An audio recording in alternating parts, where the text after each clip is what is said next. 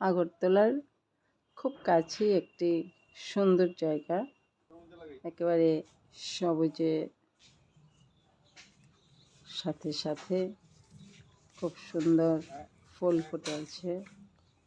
আমরা সপরিবারে গেলাম মামাটিয়ার গার্ডেন ভিউতে এবং সেখানে খাবারেরও ব্যবস্থা আছে। খাবার খেলাম দুপুরবেলা। আমাদের সকলের আদরণীয় সত্যগোপাল ভৌমিক, আমার ছোট ভাই, এই সুন্দর রিসোর্টটি তৈরি করেছে এবং সেখানে আজ অনেকে এসছেন, অনেকের সাথে দেখা হয়েছে, কথা হয়েছে। আগরতলার